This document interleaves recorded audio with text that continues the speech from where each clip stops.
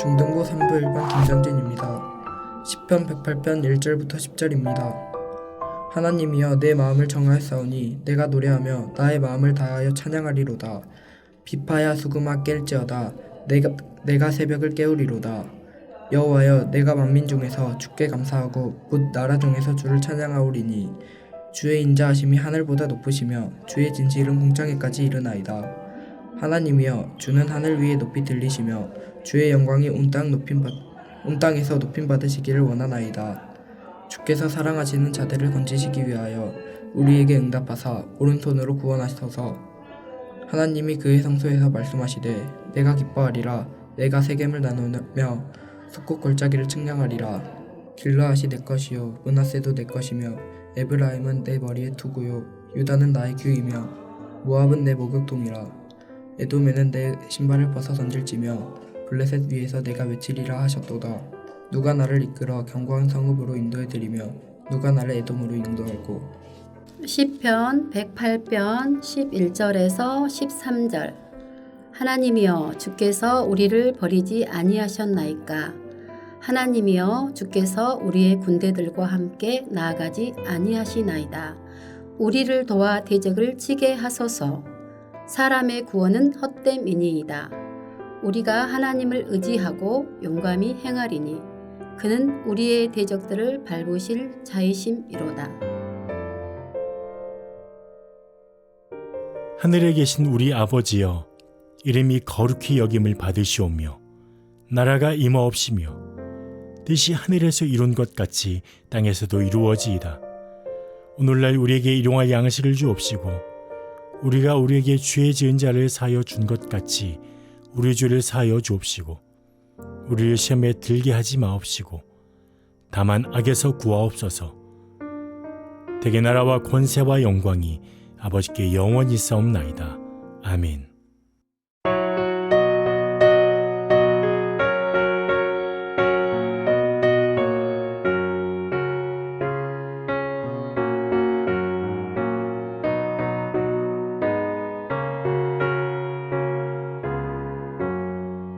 천지에 있는 이름 중 귀하고 높은 이름 주 나시기 전 지으신 우주의 이름 예수. 주 앞에 내가 엎드려 그 이름 찬송함은 내 귀에 들린 말씀 중 귀한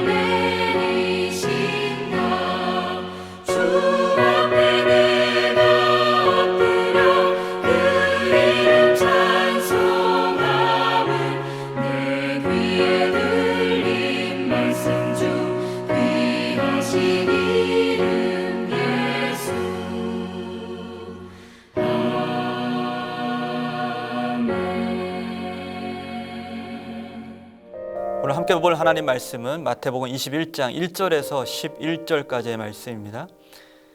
6절에서 9절까지의 말씀을 제가 읽도록 하겠습니다. 제자들이 가서 예수께서 명하신 대로 하여 나귀와 나귀 새끼를 끌고 와서 자기들의 겉옷을 그 위에 얹음에 예수께서 그 위에 타시니 무리의 대다수는 그들의 겉옷을 길에 펴고 다른 이들은 나뭇가지를 베어 길에 펴고 앞에서 가고 뒤에서 따르는 무리가 소리 높여 이르되 호산나 다윗의 자손이여 찬송하리로다 주의 이름으로 오시는 이여 가장 높은 곳에서 호산나 하더라.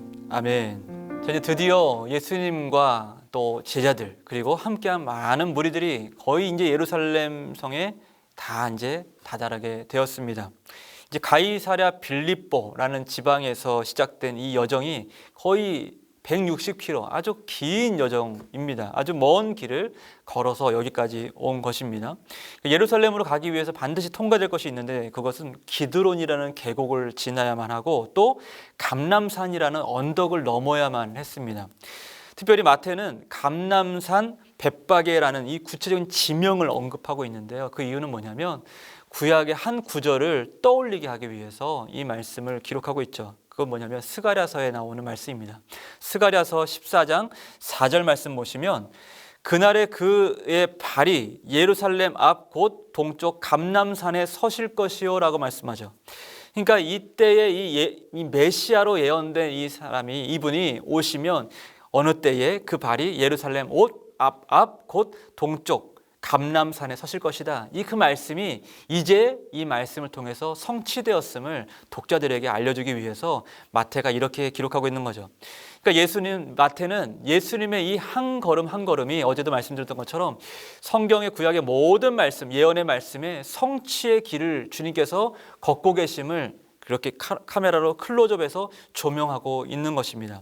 오늘 우리 구원되시고 말씀의 완성이 되시고 그 말씀의 1.1에게 모든 것들을 다 이루신 그 하나님의 아들 예수 그리스도를 바라보고 그 말씀 안에서 우리의 삶을 더 아름답게 하시는 그 주님 안에서 풍성한 삶 누리시는 저와 여러분 되시길 주님의 이름으로 축복합니다.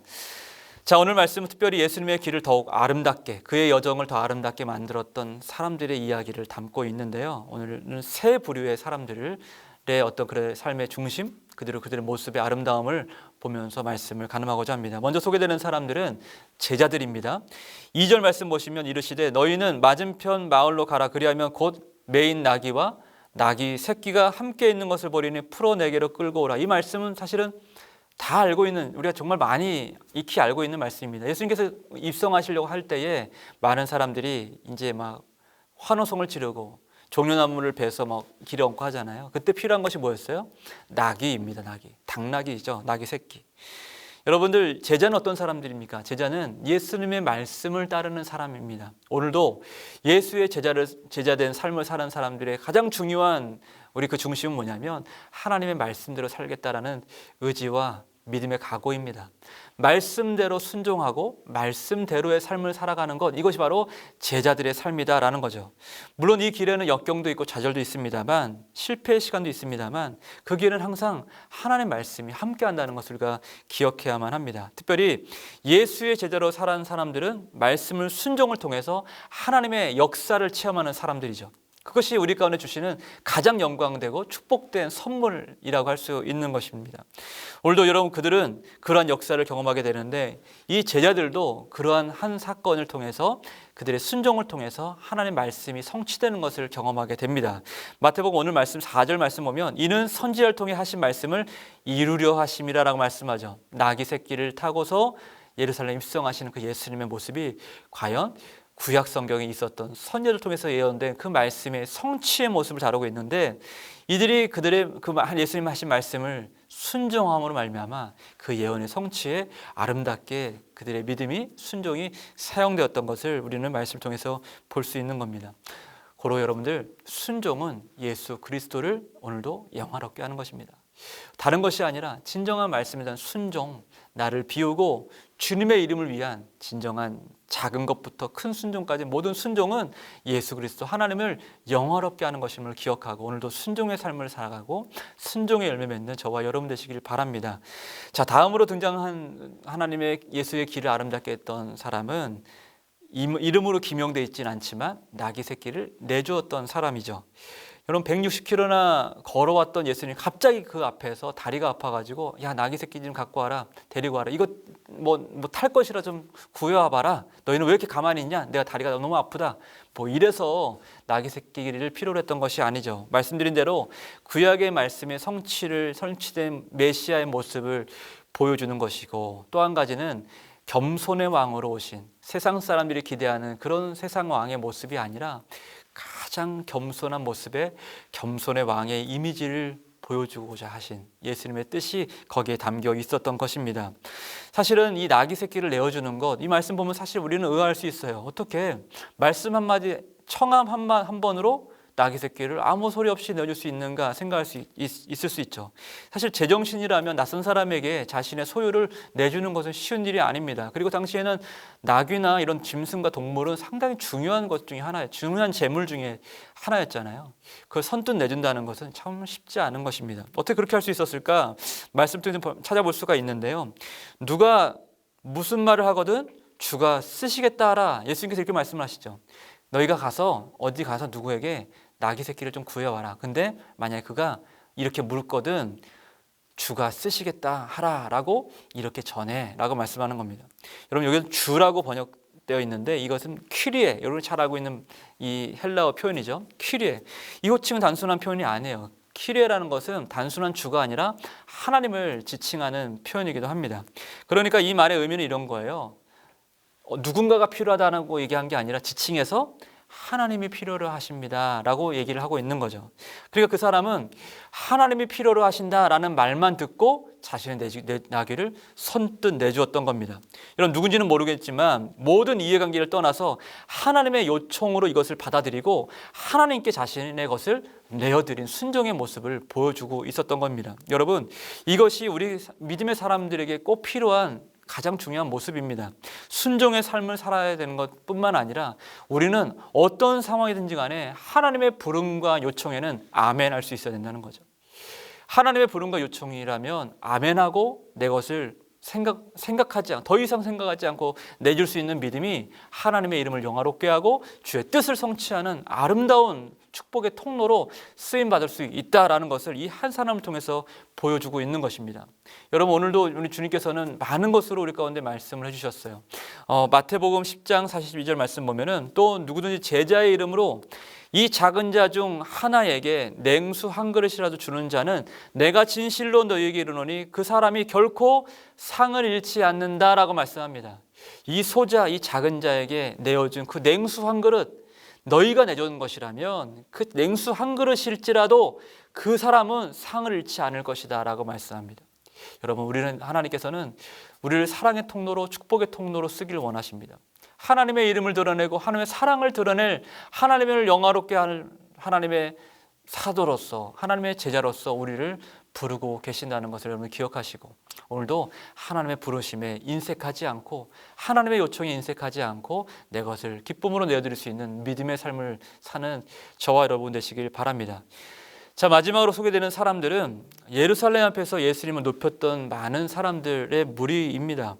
제자들이 나귀에 자기들의 겉옷을 그 위에 얹자 예수님이 그 나귀에 타고 이제 그 길을 걸어가십니다. 그러자 무리의 대다수가 자신들의 겉옷을 벗어서 다른 이들은 또 나뭇가지를 베어다가 예수님의 길을 더 특별하게 만들고 있는 모습을 보게 됩니다.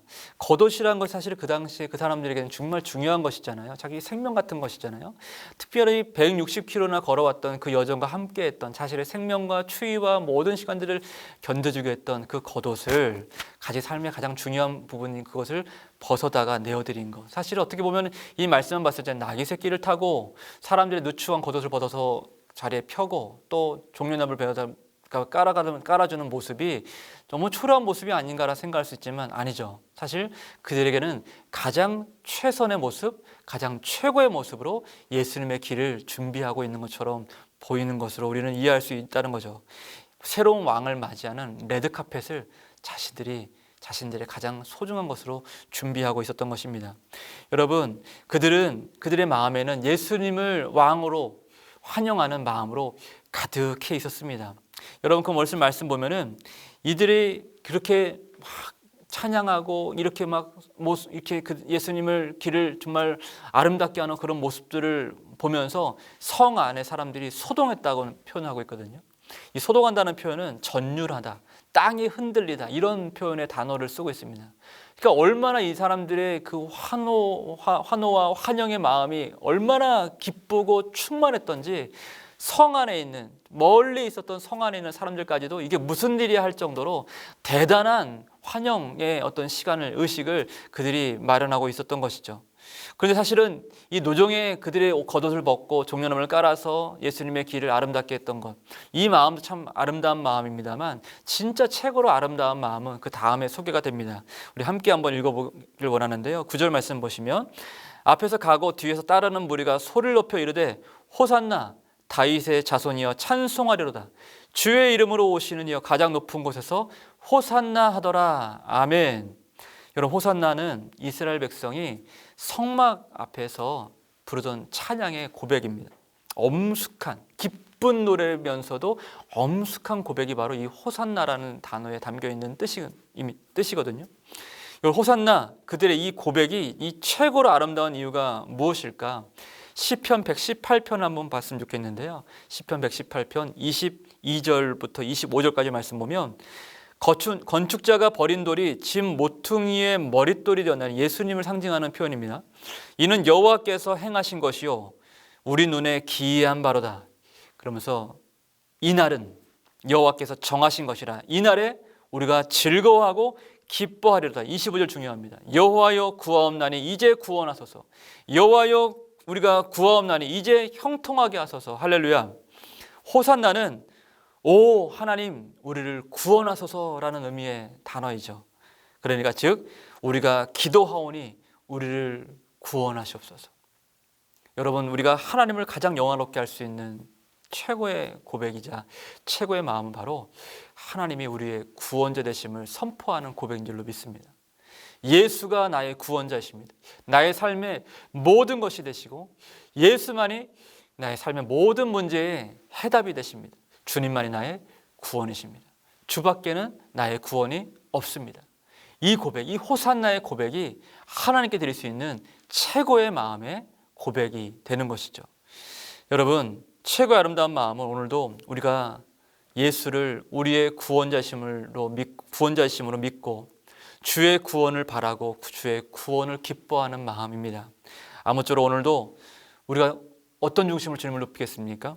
첫 번째는 말씀에 순종하는 삶을 통해서 주님의 이름을 영화롭게 하게 되길 소망합니다. 또한 예수님 하나님의 부르심과 선한 요청에 따라 믿음으로 그 요청에 인색하지 않으며 나의 삶을 드리는 그 헌신된 삶을 통해서 주님의 나라를 영화롭게 하고 하나님의 이름을 드러내는 영광의 삶을 사는 우리가 되길 소망합니다. 마지막으로 날마다 하나님만이 우리의 구원되심을 고백하고 다른 데 기웃거리지 아니하고 오직 주님만 바라보고 오직 예수님만 나의 구원자 되심을 믿음으로 선포하고 고백하면서 하나님께 예배하고 찬송하고 감사하고 기도하는 삶으로 오늘도 주님께 더 가까이 나아가는 주님의 이름을 높여드리는 저와 여러분들 되시길 주님의 이름으로 축복합니다. 기도하겠습니다. 고마우신 아버지 하나님 감사합니다. 오늘도 주님을 더 바라보고 주님만 의지하며 살기를 소망합니다. 주의 말씀 따라 살게 하시고 주의 말씀에 순종함으로 나 자신을 비우고 감정과 생각에 따라 좌지우지 되지 아니하고 오직 말씀이 주장하는 삶 살게 하여 주시옵소서. 하나님의 요청과 또 하나님이 말씀하신 것들을 통하여서 하나님 세상을 영화롭게 하고 이웃을 복되게 하는 삶을 선택한 우리가 되길 소망합니다. 또한 하나님 주님을 날마다 믿음으로 고백할 때에 우리의 구원자 되신 주님만 바라보길 소망합니다.